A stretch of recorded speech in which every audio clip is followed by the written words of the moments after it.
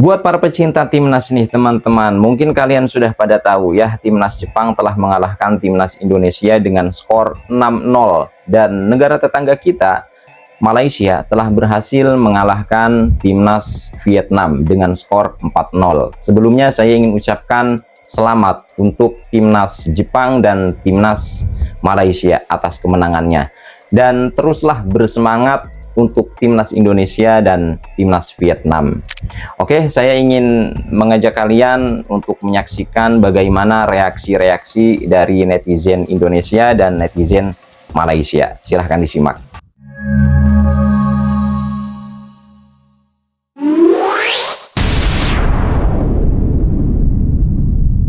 Inilah klasemen sementara di kualifikasi Piala Dunia round ketiga.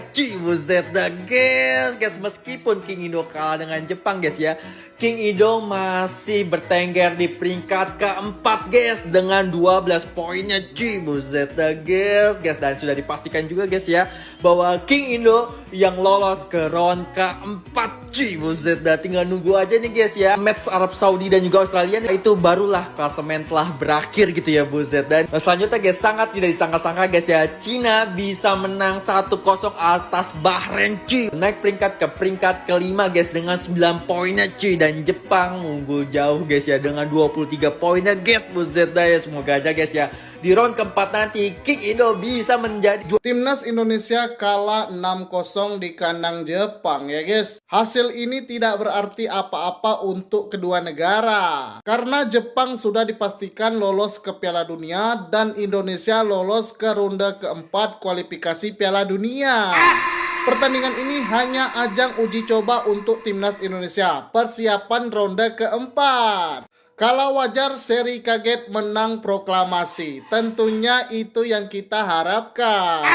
Ini modal bagus untuk Timnas Indonesia persiapan di kualifikasi Piala Dunia nanti ya guys. Pertandingan ini bukan kelas AFF lagi ya guys, melainkan kelas dunia.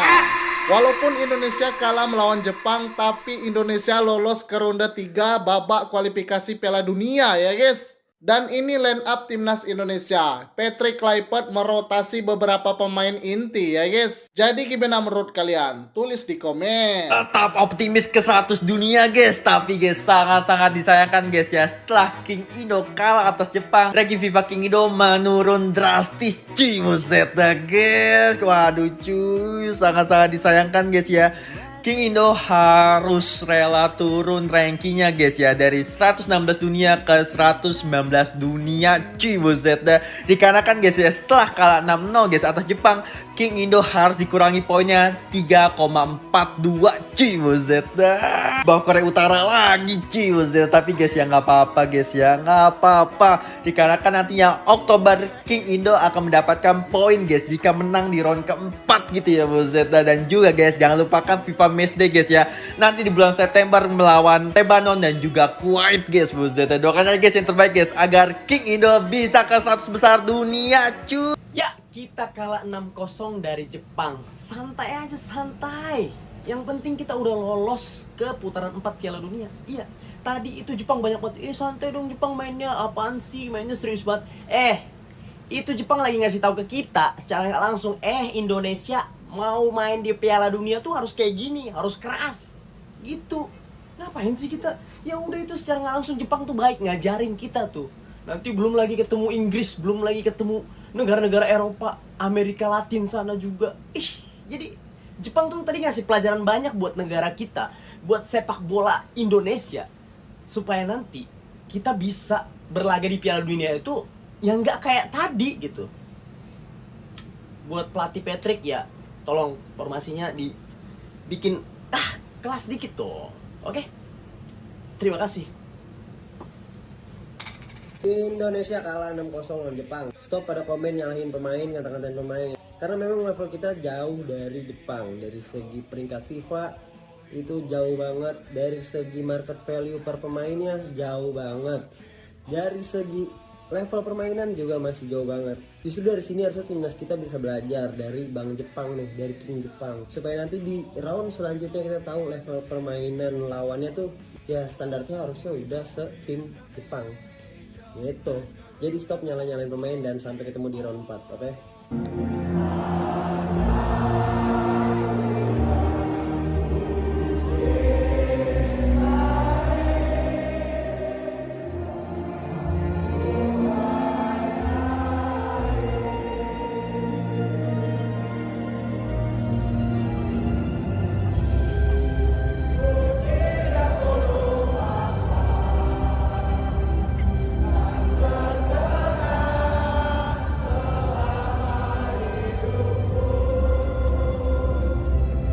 apa-apa kalah dari Jepang, laga seru bikin deg-degan. Assalamualaikum, ronde 4 datang.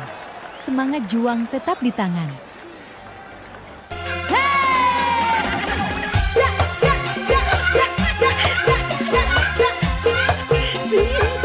Hancur lebur, timnas kita dibombardir sama Jepang yang mainnya rapi dan bagus banget. Ya Allah, kayak kagak dikasih napas kita buat ngembangin permainan. Kalian bisa lihat alhasil pemain-pemain kita ini ratingnya hancur banget.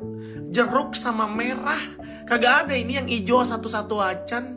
Gue juga bingung harus ngomong apa ya, karena memang Jepang pressingnya bagus. Ketika timnas kita menguasai bola, itu buat ngembangin permainan susah banget. Rapih banget Jepang, sampai angkat topi lah gue ngeliat Jepang mainnya. Tingkat dunianya memang beda banget. Gak usah dihujat ya pemain kita, ini masih proses. Barangkali nanti kedepannya bisa jauh lebih baik. Tapi kalau kalian boleh sebut satu nama, kira-kira pemain mana yang menurut kalian kayaknya underperform di match kali ini? Ya, tapi gak boleh sampai mencaci maki ya. Cuma sekedar memberikan saran aja. Gak apa-apa dong. Udah jangan kecewa, sini aja ngumpul sama Arif Golang ya. Tapi sebelum lanjut, seperti biasa buat teman-teman yang belum follow Arif Golang ini, pecinta-pecinta timnas yang belum follow Arif Golang, di-follow dulu, di-follow, jangan nonton doang. Buset abangku, 6-0 ya, nggak main-main Jepang ternyata abangku. Aku pikir di pertandingan terakhir Jepang bakal main santai, lah malah ngegas pak. Sebenarnya jujur aja ya bangku ya, di pertandingan terakhir ini tuh pertandingan formalitas harusnya. Karena kedua tim itu udah main tanpa beban ya. Jepang udah pasti lolos ke Pildun, Indonesia sudah pasti lolos ke ronde keempat. Cuman begini pak, kalau kita main tanpa beban, harusnya kita mainnya kan lepas. Lah ini 90 menit full kita ketekan pak. Bener-bener emang kita beda kelas abangku ya, beda level sama Jepang. Bahkan di pertandingan ini Indonesia nggak ada tendangan sama sekali, satu pun tidak ada bos. Tapi ya walaupun kita dihajar secara hasil dan statistik, tapi Arif Golang tetap tidak kecewa ya bangku ya. Emang dari awal Arif Golang emang udah turunin ekspektasi abangku. Lawan pertandingan formalitas ngapain capek-capek. Emang gak kepikiran gitu loh bakal kebantai 6-0. Ya, Jepang ini beda kelas guys, come on. Jepang ini rank 15 dunia loh. Ya nggak fair juga kalau kita. Gue berharap Jepang turunkan pemain pelapisnya, main satu gigi, main santai kayak lawan Saudi, lawan Australia. Malah Kudo, Endo, Kamada diturunin semua malah ngegas. Ya selesai lah kalau ngegas. Di kandang main parkir bisa jam 4-0. Ini kita masih keluar. Udah nggak usah kaget. Kan emang Jepang jago. Bukan salah pemain-pemain kita. Pemain-pemain kita mah nggak salah. Emang level timnas kita yang masih di bawah. Lu tahu sendiri Jepang kan negaranya, kota-kotanya bagus. Kereta cepatnya bagus-bagus. Filmnya aja bagus. Doraemon, wajar juga kalau sampai ke main bola. Jepang juga bagus, tapi Indonesia nggak gitu juga kali. Masa sampai 0 shoot on target, kagak ada tembakan sama sekali. Lagi Jepang gue heran, giliran lawan Australia mainnya kayak main-main, kayak main friendly match. Giliran lawan timnas Indonesia, apa Kubo dipasang? Tolonglah itu Kubo. Lah untung kita udah sempat proklamasi ini. Coba kalau kagak, bisa nerus. Ya udah intinya semua butuh proses, kagak ada yang instan. Menang kalah tetap kita dukung timnas Garuda, timnas Indonesia yang memang baru banget dibentuk, pelatihnya aja kayak baru ini. Infoin dah, makan ramen sushi yang enak. Ya seenggaknya kalau kita nggak bisa sikat Jepang di lapangan, kan makanannya kita bisa sikat.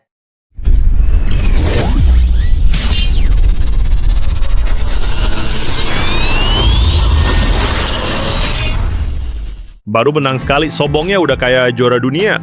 Kita ngomongin fans Malaysia yang lagi bangga karena timnasnya mengalahkan Vietnam. Kita bakal bacain komentar mereka yang tinggi banget, sampai langit aja minder. Pertandingan kualifikasi Piala Asia 2027 antara Malaysia dan Vietnam digelar di Stadion Bukit Jalil 10 Juni 2025 malam. Hasil akhirnya, Malaysia menang telak 4-0 atas Vietnam. Sebuah kemenangan bersejarah karena terakhir kali Malaysia bisa ngalahin Vietnam tuh 2014. Udah 11 tahun puasa bro, pantas seneng. Komentar fans Malaysia terlalu mencolok untuk diabaikan. Sombongnya udah level dewa, baru menang lawan Vietnam, langsung bawa-bawa Indonesia. Dibanding-bandingin pula sama kekalahan Indonesia dari Jepang di kualifikasi Piala Dunia. Langgar terus World Cup, kami datang. Saya nak satu grup dengan Spain. Tunjuk ke Indonesia. Macam nih baru main bola dengan betul. Bukan kena bantai 6-0, hahaha. Dia PSSI, tutorial bantai lawan ada di video pertandingan Malaysia ini. Tak nak macam nikah kalian. Indok ketar-ketir tetangga Laos, Brunei melihat kehebatan Malaysia. Dah kalah dengan Jepun, buat cara kalah tak payah buat ayat sedapkan hati. Waduh, 4-0 Malaysiaku, sementara jiran sebelah 6-0. Kesenjangan kualiti. Timnas bule Bali, itulah sebab kami main pakai hati bukan demi jam tangan Rolex. ASEAN ketar-ketir. Indon, Indodes ketar-ketir. Malaysia menang, peminat Indonesia nangis. We are so back. Ketar-ketir jiran. Indon ketar-ketir. Pelan-pelan napa, baru sekali menang. Itu juga dengan setengah tim hasil belanja dari Argentina, Brasil, dan Eropa. Bukan hasil pembinaan, tapi hasil naturalisasi instan. Joao Figueiredo, Rodrigo Holgado, Facundo Garces. Bahkan nyebut nama-namanya aja susah kalau nggak buka Wikipedia. Jangan-jangan yang bangga ini juga belum hafal nama-nama pemainnya sendiri. Jangan mentang-mentang menang sekali terus langsung halu jadi raja ASEAN. Yang kalian kalahkan itu Vietnam, bukan Jepang, bukan Korea, apalagi Arab Saudi. Sementara itu Indonesia, iya kita kalah lawan Jepang. Tim yang kualitasnya 2 level di atas Vietnam. Tapi kita lolos ke ronde keempat kualifikasi Piala Dunia. Malaysia masih di rumah nonton. Bahkan di Piala Asia 2023 kemarin pun, Malaysia cuma numpang lewat, kalah 3 kali, cetak 1 gol, kebobolan 7, udah kayak tempat sparring. Dan sekarang, fansnya malah ngomong kayak Malaysia udah pantas main di final Piala Asia. Mimpi boleh, tapi jangan nyalahin kasur kalau bangun-bangun kepala benjol, overdosis sombong. Baru naik tangga, udah merasa di puncak gunung, padahal liftnya masih error. Kekalahan bukanlah akhir, melainkan bagian penting dari proses pembelajaran, terutama dalam sepak bola, ya. Ia menjadi cermin yang jujur, menunjukkan kelemahan yang harus diperbaiki. Dari kekalahan, pemain dan tim belajar mengevaluasi diri, belajar memahami kesalahan, dan berusaha memperbaiki performa di pertandingan berikutnya. Mentalitas pun terasah, belajar menerima hasil dengan lapang dada, menghadapi kritik, serta tetap menjaga sportivitas dan respek terhadap lawan. Kekalahan juga menumbuhkan motivasi untuk bekerja lebih keras, mempererat kekompakan tim, dan juga memperkuat rasa saling mendukung di saat sulit. Dan pada akhirnya, kekalahan telah mengajarkan bahwa proses, usaha, dan perkembangan jauh lebih penting daripada sekadar hasil akhir. Dalam sepak bola, seperti juga dalam hidup, kekalahan justru membuka pintu menuju kematangan, kedewasaan, dan kekuatan baru untuk bangkit dan menjadi lebih baik lagi di masa depan. Oke teman-teman, itu saja hal-hal yang dapat saya sampaikan. Kurang lebihnya mohon maaf, selamat beraktivitas kembali dan see you next video.